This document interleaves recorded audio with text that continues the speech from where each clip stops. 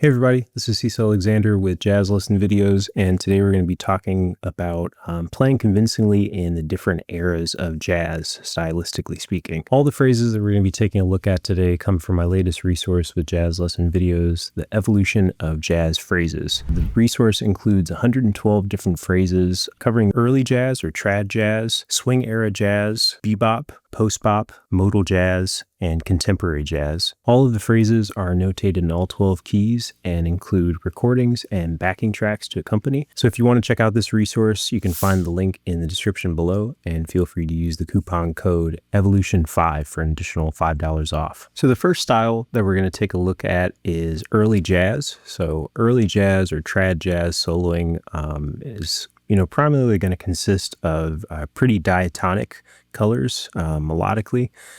So some prominent early jazz guitar soloists would be people like Eddie Lang, Teddy Bunn, or Tiny Grimes. Some of these people, they use a lot of use of sixth arpeggios. So you're not really going to see much of the major seven or full seventh chord arpeggio sounds, but the sixth is going to be kind of viewed as an extension. And a lot of times, soloists would kind of move that to the next logical continuation and just kind of make a major pentatonic scale out of each chord that they're playing over. So, if you have C major, rather than lying on that seventh sound, you just kind of use the sixth and the ninth or the second degree as auxiliary notes.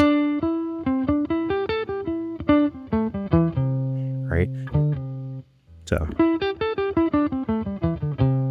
So the major pentatonic scale is just going to be the intervals 1, 2, 3, 5, and 6. And occasionally you'll see soloists incorporate some very simple chromaticism. So usually just thinking like a half step or a diatonic step above or below one of those scale degrees. So, an example would be this approach into the third, so just a half step below or even a half step above, which also happens to be a diatonic step above.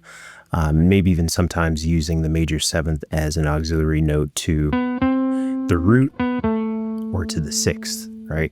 So really just centering everything around those core notes and kind of converting that to minor. So having more of like a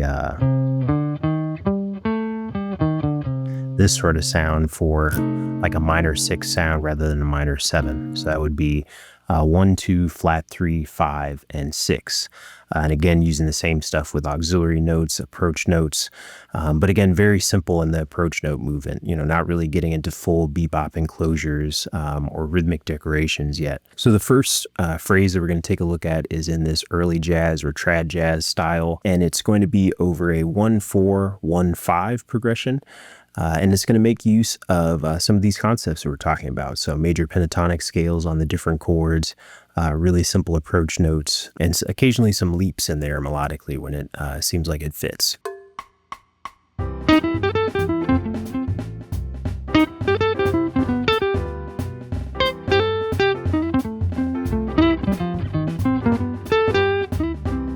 So this line is going to start on C major, and again, we're really thinking about that major 6 or major pentatonic sound. So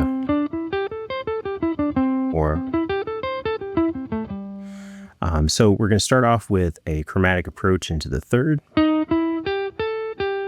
up to the 6th, and then just down the scale, skipping over the second this time, and then grabbing the 3rd and the 5th of F major. So really strong chord tones, and then kind of just creating the same phrase beginning, but with a different phrase ending. So, all right, so on G or G7, that's just going to be going down the scale to the 3rd, and then grabbing the 2nd degree to the root. Right? So that could be considered an example of octave displacement, which is a really powerful melodic concept. So if I look at the notes of that, just B, A, G, if I just, played those in order, just be descending down the scale, but I move A and G up the octave. And then on my next C, my 1 chord, just a little bit of rhythmic variation, pretty simple stuff. Right? It's just floating around that natural 6 on C major. And then I use the major 7th here on F major But it's more so thinking of like a key center approach, right? So another big soloing concept that you have with a lot of the early jazz or trad jazz soloists is they're not really thinking of playing vertically in the sense that we think of today. A lot of their ideas may kind of highlight the sound of the chord changes a little bit, but it's not really getting into chordal extensions or tensions on the different chords yet, or really playing for any extended period of time in each of the chords. It's really just centering everything around those chord tones in the sixth and the major pentatonic scale. And where they're not doing that, they're kind of anchoring things to more of a key center approach. So, the progression is in C, so I can just play melodically in C if I want to as well. So that could be using, blues scale motifs, could be using the major pentatonic scale stuff, but that's where that seventh is going to come from there on F major 7. And then the second time it appears, it's kind of anticipating the C that's going to come after that. So then after that, I have that auxiliary of the fourth moving down to the third, right? So, and then here I have my first enclosure, really simple, just a half step above and a half step below my target of B on G, right? And then I again have that leap up to the ninth, down to the root, and then again, E, moving down to C. So just the third to the one within the key. You could also think of that as the sixth of G down to the root of C, right? So again, very simple melodically, just a couple sort of melodic decorations using those chromatic approach notes or, diatonic approach notes as well. But very simple melodically and kind of a really tight range melodically as well. It's not really, doesn't have all these leaps in it like you might find in later styles of jazz improv. So our second phrase from this trad jazz or early jazz period is going to be over the progression of 2 dominant 7 to 5/7 to 1, and then the 5/7 of 2, A7. So D7, G7, C6, A7. And this one is going to be a little bit more complex than the first one, but still rooted in those concepts we talked about.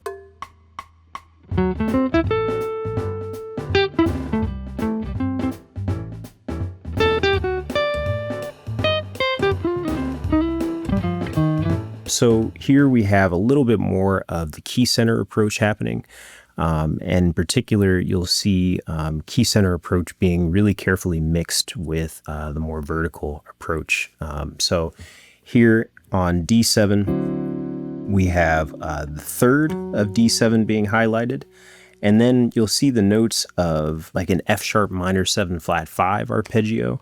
You could think of it that way, but you could also just think of it as highlighting that third and then playing some notes that are related to the key center. Right, so that's 6, 1, 3, and 6 up the octave. That is all related to the key and the C major 6 sound or the C major pentatonic scale. Then we again have more key center stuff happening on G7.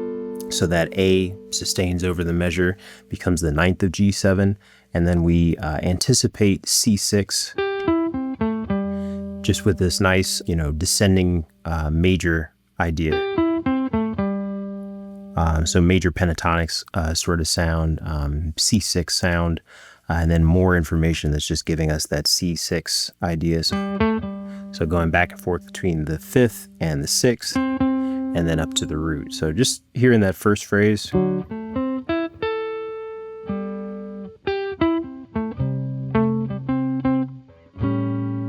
And then here, moving into D7 again. We highlight that third again. And this is something that you'll see, soloists like Lester Young do quite a bit. He'll play over these tunes that are really strongly rooted in the key center, but there will be like one chord or two chords that, it's really important to highlight for the listener's ear. So in this case, that'd be D7 and A7. But in this case, I just highlight the D7 really clearly. And the main note in that's going to be like outside of our scale sound is that F sharp. So I really make a big point out of that F sharp. If I wanted to do so on the A7, I might make a really big point out of the third of that chord, which is that C sharp, which is the, like main note or main chord tone in that's going to be outside of the key center again. So I highlight the third up to the root, and then I hit this E flat on G7, but I'm just thinking of this as also being in the key center. So this is just C blues stuff. Right? So that just kind of goes to show that sometimes that key center approach can create some really interesting dissonances against the chord changes, especially that 5 chord. If you play that 1 blues scale sound against that, you're getting that flat 6, getting the 4th, and also the sharp 9 down the octave there too. After that line, I resolve into the third of C6. And then I again have that enclosure idea that I had in the first line, where I'd move a half step above my target with F, and then a half step below to approach the third from below, D sharp to E. So our full phrase one more time.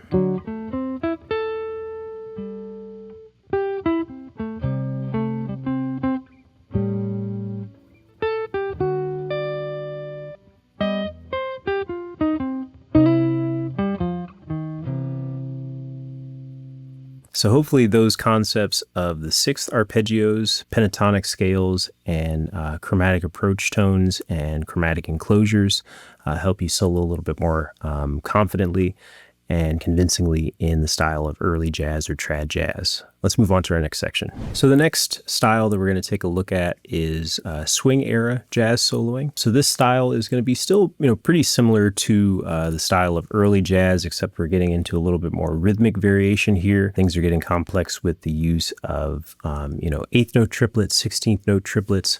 It's still, largely diatonic, and occasionally you'll see, again, the use of some simple chromatic approaches, chromatic enclosures. Some really important guitar solos to check out in this style would be Charlie Christian, who is often considered the father of, modern electric guitar, as well as Django Reinhardt, one of my personal favorites.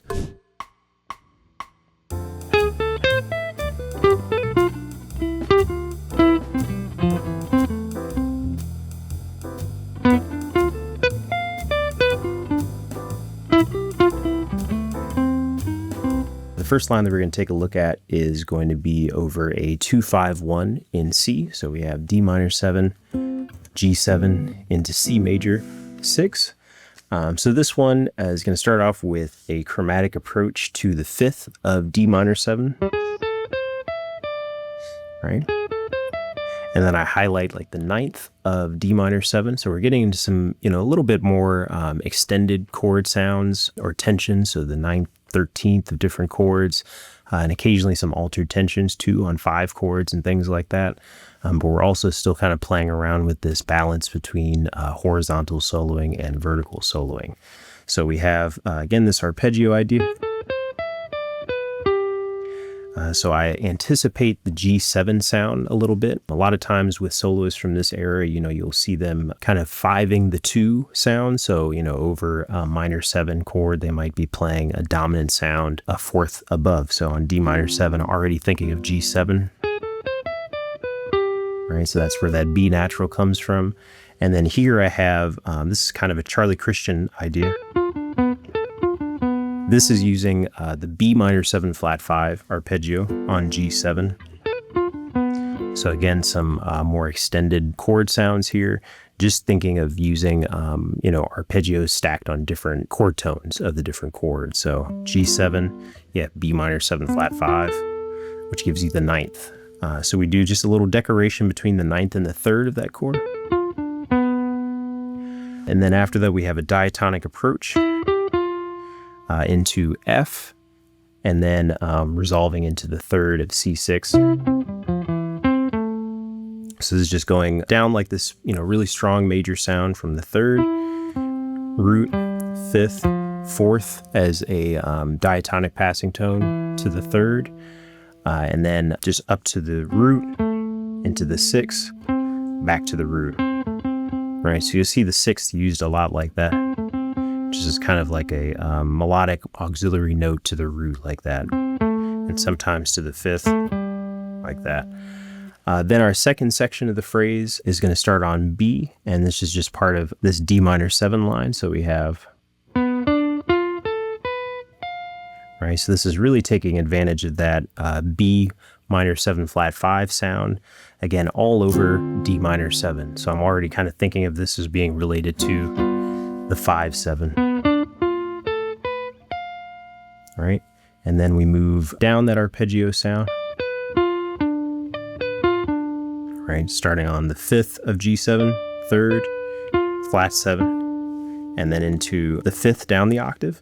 And you'll see these players, do this all the time, where it's just really centered around decorations on arpeggios at this point, but dealing with, all the arpeggios that they can find that are constant off of chord tones. So really big one that we're using a lot in this phrase is going to be that B minor 7 flat 5 over G7.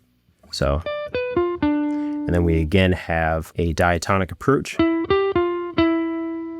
First into the 4th, and then the 4th resolving down to the 3rd of C6, and then moving up from G to A, so the 5th to the 6th, and then just kind of decorating the root with the 3rd like that. Right, so nice bluesy kind of ending there. So our next phrase in this swing era jazz style is going to be over a minor 2-5-1, and it's again going to make use of this balance between the key center approach and the vertical approach to soloing. So really outlining the chord change versus playing in the key center.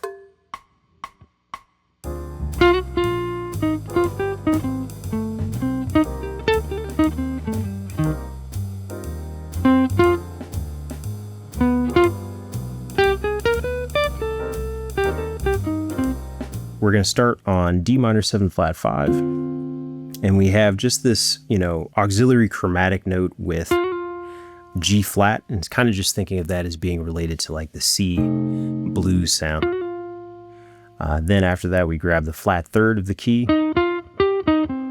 go down like a minor triad on G7, and then we're anticipating the C minor 7 using this A minor 7 flat 5 arpeggio, right? So we did that over the dominant, but here we're doing it over the minor to get this minor 6 sound. So A minor 7 flat 5 over C gives you C minor 6. And then just kind of, going up the arpeggio, a little rhythmic variation, and then down the arpeggio from there. After that, we have just 2 notes. And then again, 2 more notes, just kind of creating this voice leading, right? So that's kind of like the dominant 7 sus4 sound moving to the dominant 7 sound to anticipate G7. And then we have some kind of altered tensions of G7. Right, that's moving up like a G half whole diminished scale, but really just thinking of highlighting the flat 9, sharp 9, up to the 5th, and then landing on the 6th of C minor 7, and then again highlighting this minor 6 sound with the use of the A minor 7 flat 5 arpeggio. Right? So hopefully those concepts of, balancing the key center approach with the vertical approach, using arpeggios off of the different chord tones of the chords, and introducing some more rhythmic variation will help you solo more convincingly in the style of swing era jazz. So that concludes our video for today. Thanks for watching. And again, if you feel like digging a little bit deeper into any of these concepts, feel free to check out my latest resource with jazz lesson videos, The Evolution of Jazz Phrases. And feel free to use the coupon code EVOLUTION5 for an additional $5 off. And like, comment, and subscribe. And I hope to see you next time.